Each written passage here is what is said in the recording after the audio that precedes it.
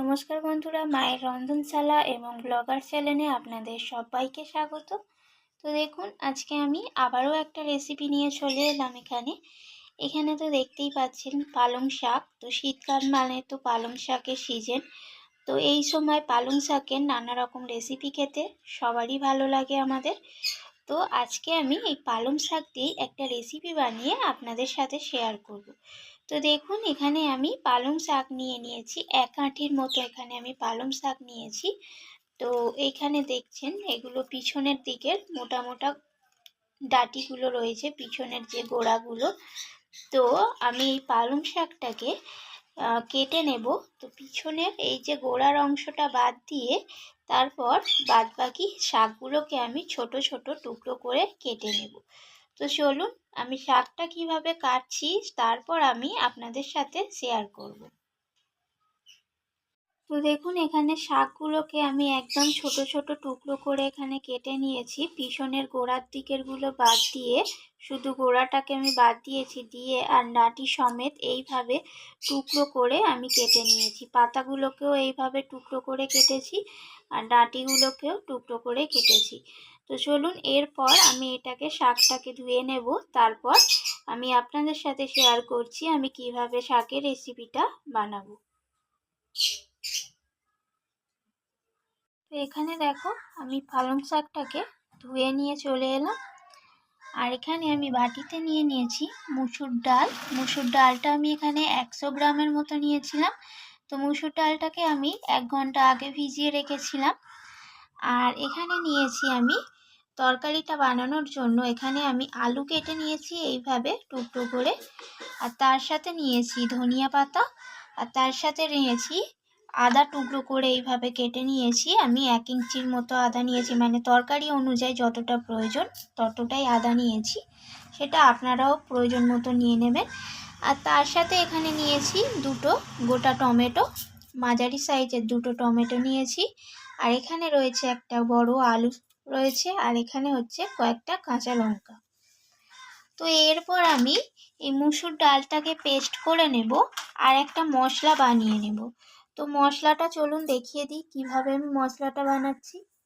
তো একটা mixing jar নিয়ে নিয়েছি আর তার মধ্যে আমি মশলাটা বানানোর জন্য তো যে 2টো টমেটো ছিল সেই টমেটোটাকে আমি মিক্সিং জারের মধ্যে নিয়ে নিয়েছি আর কাঁচা লঙ্কাটা নিয়েছি।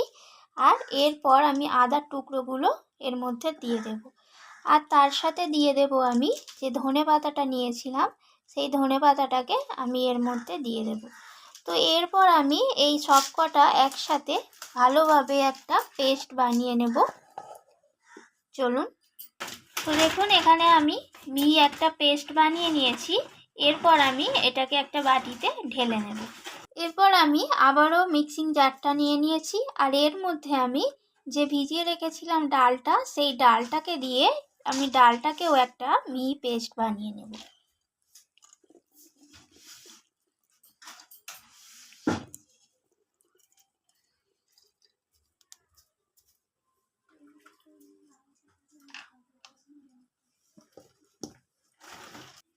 তো ডালটাকেও আমি একটা মিহি পেস্ট বানিয়ে নিয়েছি।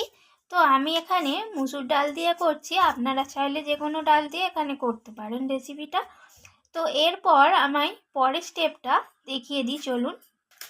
তো এরপর দেখুন, এখানে আমি একটা গ্রেটার নিয়ে নিয়েছি আর গ্রেটারে আমি যে আলুটা রেখেছিলাম, যে গোটা আলুটা, তো সেই আলুটাকে আমি গ্রেট করে নেব। তো এই যে এই আলুটাকে আমি গ্রেটারের সাহায্যে গ্রেট করে নেব আর এর মধ্যে আমি জল নিয়ে নিয়েছি। তো গ্রেট করে করে জলের মধ্যেতেই আমি রাখবো, না হলে আলুটা একটা লালচে কষ ভাব চলে আসবে। তো চলুন, আলুটা আমি গ্রেট করে নিই, তারপর আমি শেয়ার করছি। তো দেখুন, এখানে আমি আলুটাকে গ্রেট করে নিয়েছি। এই যে আলুটাকে গ্রেট করে নিয়েছি। এরপর আমি আলুটাকে ভালোভাবে পরিষ্কার করে 2-3 বার জলেতে ধুয়ে নেব। তারপর পরের স্টেপটা আমি আপনাদের দেখাচ্ছি কিভাবে করব। আমি বড় পাত্রে শাকটাকে নিয়ে নিয়েছি। এরপর আমি শাকের মধ্যে দিয়ে দেব যে ডালটা পেস্ট করেছিলাম, সেই ডালটা।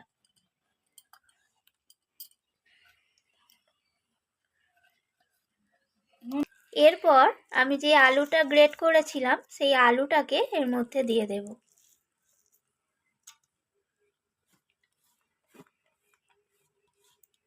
তো এখানে পালং শাকের মধ্যে আলু আর ডালের পরিমাণটা কম হলেই বেশি ভালো লাগবে।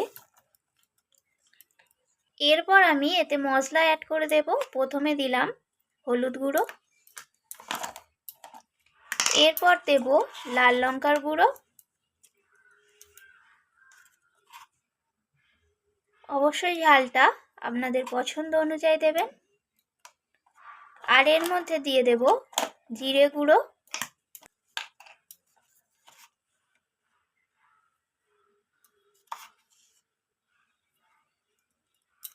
আর এখানে দিয়ে দিলাম কিছুটা পরিমাণ চিনি, একটু টেস্টটা ভালো হওয়ার জন্য।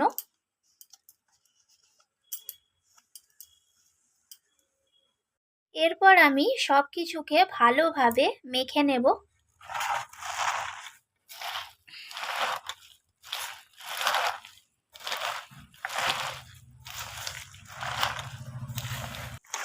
তো দেখুন এইভাবে ভালো করে চটকে চটকে মেখে নিতে হবে।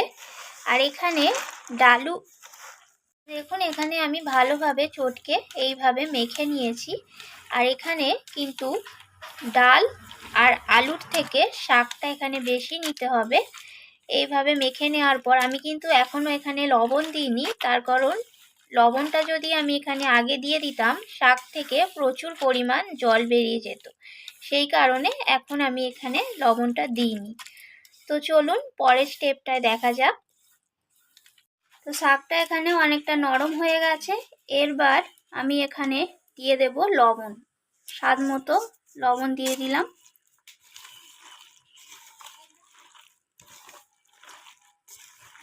লবণটা দেওয়ার পর আমি ভালোভাবে শাকের সাথে মিশিয়ে নিলাম।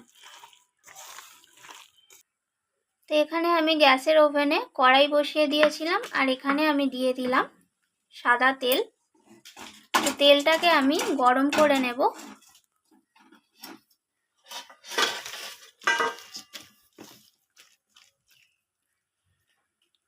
এবার আমি যে শাকের ব্যাটারটা বানিয়ে রেখেছিলাম, তো সেই শাকটাকে আমি মোটা মোটা করে, একটু খুব বেশি পাতলা করব না, একটু মোটা মোটা করে সাইজের করে তেলের মধ্যে ছেড়ে দেব বড়ার আকারে। এবার আমি এইভাবে প্রত্যেকটা বড়া একে একে ছেড়ে দেব তেলের মধ্যে।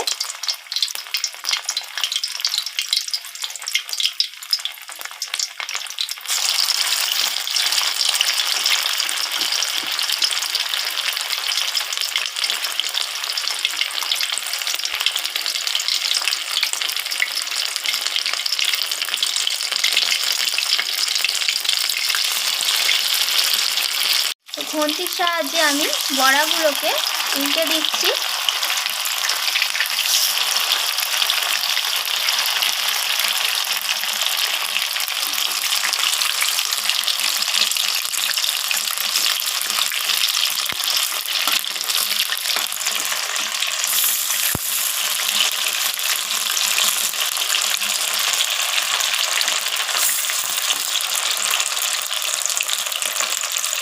তো বড়াগুলো এখানে আমার লালচে করে দু পিটি ভাজা হয়ে গেছে। এরপর আমি তেল থেকে তুলে নিচ্ছি একে একে।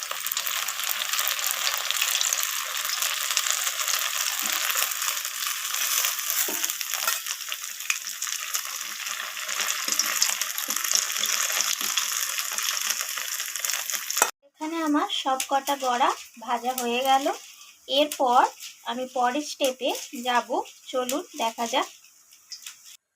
তো বড়াগুলো ভাজার পর আমি আবারও কড়াইটা বসিয়ে নিয়েছি, আর এর মধ্যে দিয়ে দিলাম কিছুটা পরিমাণ সর্ষের তেল।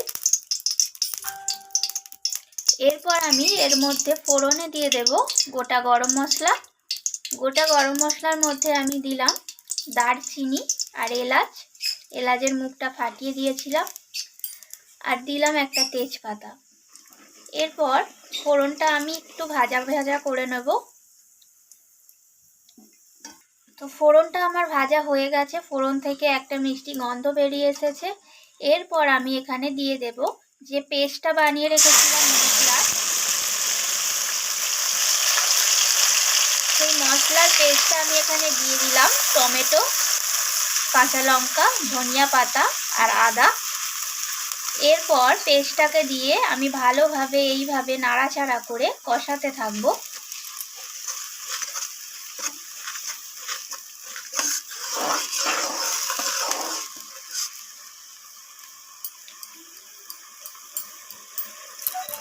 এরপর আমি এর মধ্যে মশলা অ্যাড করে দেব। প্রথমে দিলাম হলুদ গুঁড়ো প্রয়োজন মতো,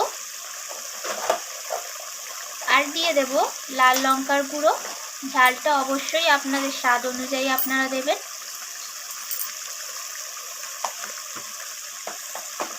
আর দিয়ে দেব এখানে জিরে গুঁড়ো।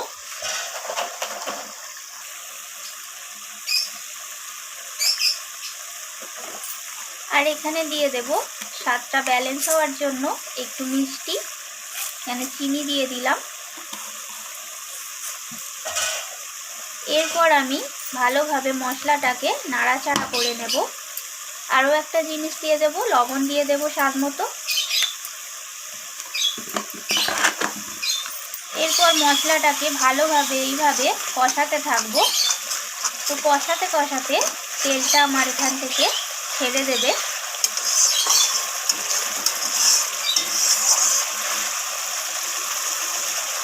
তো মশলা থেকে তেল ছেড়ে দিয়েছে। এরপর আমি এখানে দিয়ে দেব টক দই। তো টক দইটা আমি 4 চামচ পরিমাণে এখানে নিয়েছিলাম। তো টক দইটা দিয়ে আমি ভালোভাবে এইভাবে নাড়াচাড়া করে নিচ্ছি। তো এরপর আমি এখানে সব কিছু আমার এখানে ভালোভাবে নাড়াচাড়া করা হয়ে গেছে। এরপর আমি এখানে মশলার বাটি ধোয়া জলটা দিয়ে দেব। যে যতটা গ্রেভি পছন্দ করবেন সে ততটাই জল এখানে দেবেন।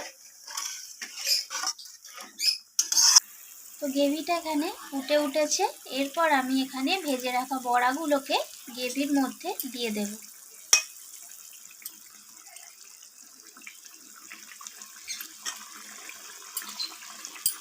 তো বড়াগুলো দেওয়ার পর আমি কিছুক্ষণ ফুটিয়ে নেব। তারপর আমি পরিবেশন করে আপনাদের সাথে শেয়ার করছি। তো দেখুন এখানে তৈরি হয়ে গেল পালং শাকের এই লোভনীয় রেসিপিটা। আপনারাও বাড়িতে ট্রাই করে দেখুন, খেতে কিন্তু দারুণ লাগবে গরম ভাতে। তো ভিডিওটি যদি ভালো লেগে থাকে, রান্নাটি যদি ভালো লেগে থাকে, অবশ্যই একটা লাইক করে দেবেন। আর কমেন্ট করে তো জানাতে ভুলবেন না কেমন লাগলো। আবারও ফিরে আসবো অন্য কোনো রেসিপি নিয়ে। তো আজকের মতো এইটুকু। ধন্যবাদ বন্ধুরা।